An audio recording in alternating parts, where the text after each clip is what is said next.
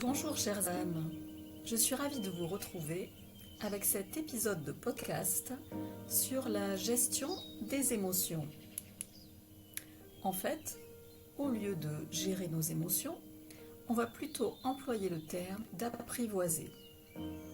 Car les émotions sont vitales et donnent des indices précieux sur l'état du moment et sur sa propre vie.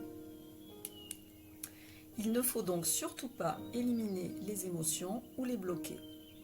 Elles ont le droit d'être là, mais par contre, nous faisons en sorte qu'elles ne prennent pas les décisions à notre place et ne nous submergent pas.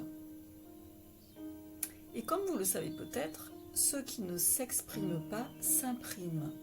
Donc, il faut passer à l'action quand l'émotion est dans le corps. La gestion, l'apprivoisement des émotions, est une question d'équilibre. L'équilibre émotionnel est très dépendant de la confiance en soi. Celle-ci se développe tout au long de sa vie, en apprenant à faire face à ses peurs. Même si la confiance en soi n'est pas présente, elle peut s'acquérir. Et je vous invite d'ailleurs à écouter mon podcast sur la confiance en soi. Nous avons toujours le choix et la possibilité de nous améliorer.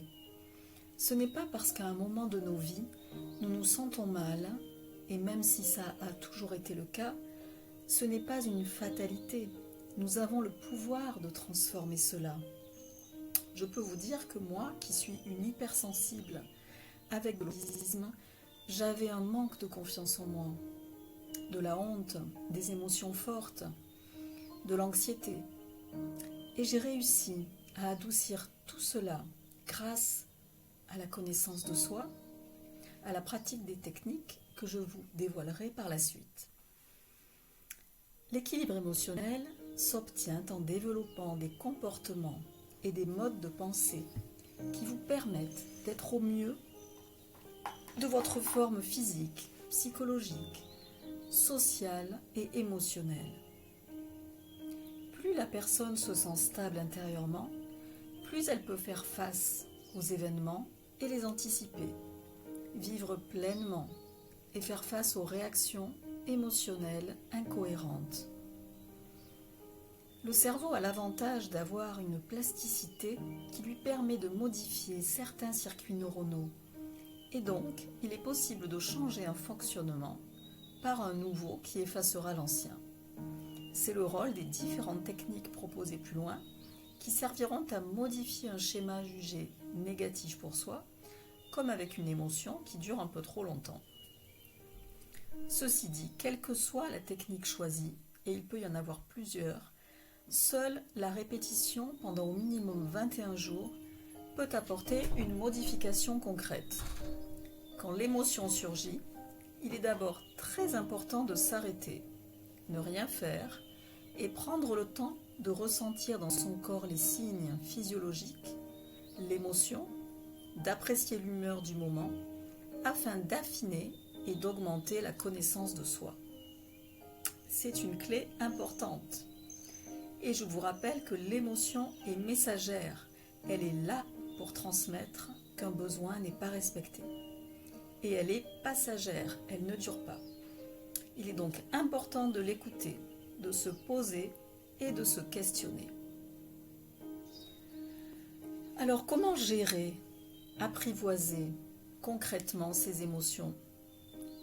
Comme nous l'avons vu précédemment, dans le dernier épisode, l'émotion a un certain temps de vie et traverse les cycles de charge, réaction du corps, décharge et récupération.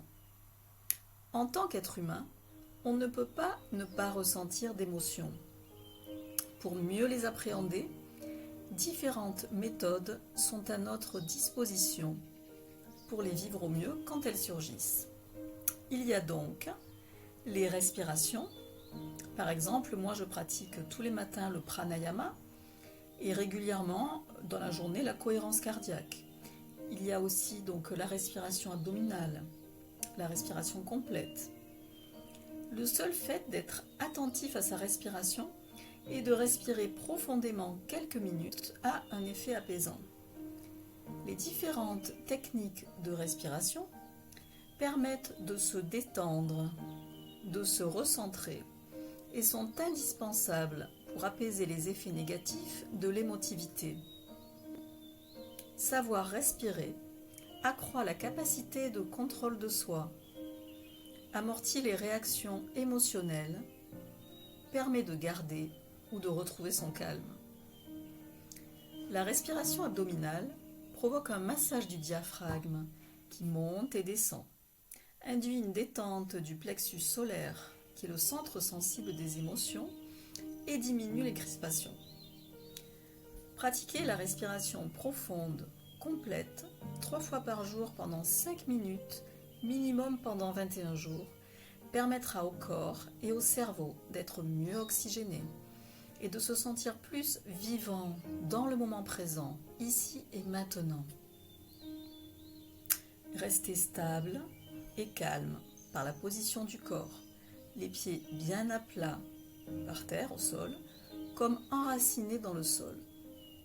Faire une courte méditation d'ancrage, où vous visualisez des racines qui poussent sous vos pieds et descendent profondément dans la terre jusqu'au centre de la terre. Ainsi vous êtes stable, équilibré, bien soutenu par la terre. Ayez le dos droit et les épaules relâchées. Restez centré sur la circulation de l'air et non pas sur les tensions ressenties. Circulation qui se fait par le ventre, lentement, calmement et profondément, et par le dialogue interne. Se répéter des phrases positives pour bloquer l'apparition de pensées désagréables. La cohérence cardiaque, qui est une des respirations proposées, agit sur la perception des événements. Elle contribue à une meilleure stabilité émotionnelle et permet une désensibilisation des situations critiques. Elle améliore aussi les fonctions cognitives. Les premiers effets anti-stress apparaissent dès 21 jours de pratique régulière, quand on la pratique bien 3 fois par jour, pendant 5 minutes. Vous pouvez choisir aisément une application de votre choix pour cette pratique. Alors il y a également la méditation de pleine conscience. Sentir, toucher, voir, entendre et goûter en pleine conscience permet de revenir au calme et de libérer les tensions, voire de gagner en sérénité. Avec la pratique, il y a amélioration des capacités psychiques liées au contrôle des émotions. Un impact important sur la santé, avec renforcement du système immunitaire, grâce à la conscience du moment présent et son observation, sans émettre de jugement. La méditation faite en pleine conscience contribue à développer une meilleure stabilité émotionnelle et à réduire le stress. Restez en position d'observateur de ce qui est perçu. Cherchez à ne pas être en colère, identifiez l'émotion, son impact sur le corps et les comportements qu'elle déclenche. Donnez ainsi un espace mental à une émotion négative permet d'en reprendre le contrôle, en permettant d'exister et de s'exprimer. Cela permet aussi de passer du cerveau droit, intuitif et émotionnel, au cerveau gauche, logique et rationnel. Il y a également le travail sur le corps. Donc là, vous pouvez choisir la technique, la pratique qui vous convient le mieux, telle que la sophrologie, le tai chi, le yoga, que je pratique tous les matins, le qigong, favorisent l'apaisement et mettent en énergie, induisent un état de détente psychique, mentale et musculaire. Quand l'émotion est là, après avoir pris le temps de l'observer, de communiquer avec les parties du corps concernées, il est possible de bouger son corps par une danse intuitive, mettre en mouvement tout votre corps, les bras, les jambes, sauter sur une musique de votre choix, simplement pour permettre à l'émotion de diminuer d'un cran ou deux.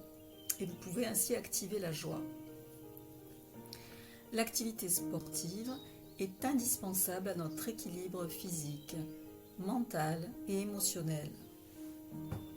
Le sport a un impact physiologique rapide en apportant une meilleure oxygénation à tout l'organisme. Il permet à l'énergie de l'émotion de s'exprimer par le corps et constitue ainsi un bon moyen de se libérer de ses tensions et d'évacuer les pensées négatives. Au bout de 30 minutes d'effort, le corps s'abandonne, les muscles se relâchent, une sensation de bien-être nous envahit. L'auto-hypnose, l'hypnose, qui est une autre technique, apporte une action positive sur sa santé physique et mentale. Elle permet de se détendre, de mieux contrôler ses émotions, de vaincre le trac, réduire l'anxiété, la rumination, la boulimie, la douleur, apaise et facilite la gestion des émotions. Il est bien sûr nécessaire d'avoir plusieurs séances pour que cela tienne. En plus de l'auto-hypnose, vous pouvez pratiquer la visualisation mentale régulièrement chez vous. Car grâce au pouvoir de votre imagination, il est possible de créer un scénario mental positif en vous visualisant dans la situation de votre choix et en observant tous les détails, décors, odeurs, sons, couleurs, interactions avec d'autres personnes. Pratiquez la visualisation tout en ressentant l'émotion de joie de vivre, le plaisir de cette situation, vous amènera à vous recréer et à recréer une nouvelle réalité que vous désirez. Ensuite, il y a un point important, l'alimentation, qui joue un rôle donc essentiel sur nos émotions, tout autant pour ce qui est du choix des aliments que de la façon de se nourrir. Je vous invite donc à manger de manière zen, pas devant la télé ou avec un livre. Être vraiment en lien avec ce que vous mangez, relié à votre plat. Les émotions constituent une dimension essentielle de notre relation à l'alimentation. Elles jouent un rôle clé dans la régulation du comportement alimentaire. L'alimentation est un vaste sujet complexe que j'ai beaucoup étudié et j'ai aussi expérimenté différentes techniques.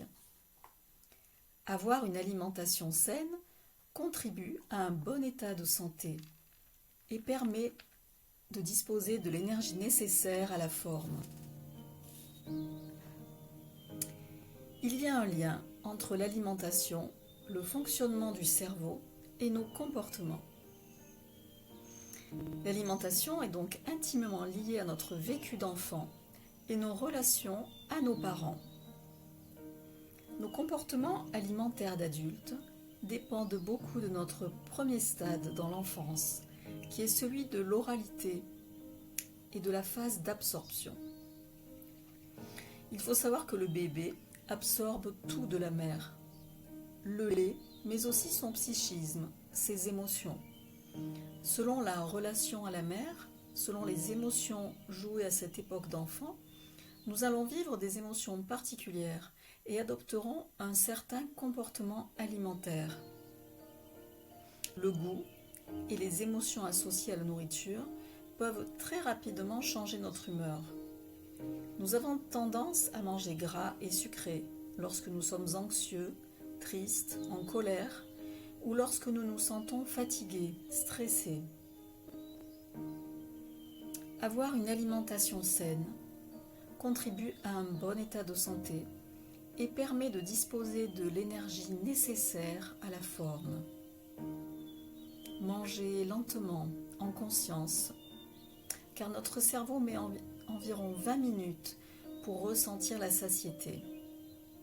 En mastiquant lentement, en faisant de courtes pauses, à la fin du repas, on se sent repu et détendu. Il est important aussi de bien respirer en mangeant. Alors vous pouvez aussi opter pour le thé vert, car il active les mécanismes du foie qui permettent d'éliminer plus rapidement les toxines. Et c'est un puissant antioxydant, plutôt que le café. Donc il agit aussi sur les émotions. Mangez du chocolat noir, au moins à 70% de cacao. Autre point important, c'est celui d'avoir un sommeil récupérateur. Le sommeil est dit réparateur quand il est d'au moins 7 heures. Le sommeil paradoxal occupe 20 à 30% du temps de sommeil. Sa durée s'allonge avec la succession des cycles du sommeil pour devenir maximale en fin de nuit. La privation de sommeil paradoxal entraîne rapidement anxiété, irritabilité, troubles de l'attention, de la mémoire et de la coordination motrice. Faire une micro-sieste dont la durée est d'environ 10 minutes favorise la sérénité mentale, la détente musculaire et la restauration énergétique. Elle permet de récupérer physiquement, nerveusement, psychiquement, de contrôler ses réactions et de se mettre de bonne humeur. Elle accélère certains processus d'apprentissage, améliore la mémoire et favorise la créativité. La position allongée est à éviter car elle conditionne l'organisme au sommeil. Or, la sieste a l'effet inverse de celui souhaité et donne un état vaseux au réveil. Particulièrement, moi je fais à peu près 10 minutes de sieste par jour. Consacrer du temps à se faire plaisir est indispensable. Le plaisir est activement recherché. L'imagerie mentale a montré que la stimulation de la zone du cerveau associée au plaisir inhibait celle déclenchant le stress. Tiger a identifié 4 types de plaisir. Les physioplaisirs, qui concernent les 5 sens, se faire plaisir par exemple avec un massage, ou écouter de la musique, voir un film agréable. Il y a les socioplaisirs. C'est s'octroyer un temps relationnel agréable avec des amis. Il y a aussi les psychoplaisirs. Eux font appel à la créativité et sont à rapprocher des besoins d'accomplissement, de réalisation et d'expression artistique. Et enfin, les idéoplaisirs, qui renvoient aux besoins existentiels et sont très liés à la personne. Il est possible de les développer par la rêverie, la lecture, la méditation. Le bien-être ressenti a un impact fort sur le mental. Consacrer chaque jour un moment à la satisfaction d'un de ces plaisirs permet de renforcer son équilibre émotionnel. Et enfin, pour travailler avec les émotions, j'utilise les fleurs de Bach, correspondant aux émotions ressenties sur le moment, avec les fleurs, donc on dit les fleurs d'humeur, mais aussi aux traits de personnalité. Par exemple, une personne qui aurait comme trait de caractère la timidité va ressentir des émotions quand elle est en situation relationnelle, une gêne, un manque de confiance. Et il existe une fleur adaptée pour cela, qui aide la personne à se réguler. Voilà, je vous ai donc donné les techniques que je connais, qui sont efficaces sur moi, et avec lesquelles vous pouvez agir seul chez vous. Mais il est aussi souhaitable, si les émotions durent dans le temps, deviennent handicapantes, chroniques, que vous vous fassiez accompagner par un thérapeute, un psy, un coach tel que moi qui pratique le coaching psycho-émotionnel. En effet, les personnes souffrant d'émotions longue durée, on les appelle donc les ELD, finissent par être si épuisées qu'elles ont tendance, au lieu d'agir et de changer la situation, à se replier sur elles-mêmes. Elles vont avoir des douleurs musculaires, articulaires, Et oui, c'est toujours le corps qui parle, qui a imprimé les émotions qui n'ont pas été exprimées, parce qu'il n'y avait pas eu de passage à l'action. De grâce, donc pensez à vous, prenez soin de vous, pour ne pas laisser les émotions vous dévorer à petit feu. Toutes les maladies, quelles qu'elles soient, sont à l'origine de chocs, de traumatismes, d'émotions non réglées. Vous avez les clés maintenant, et c'est à vous d'agir.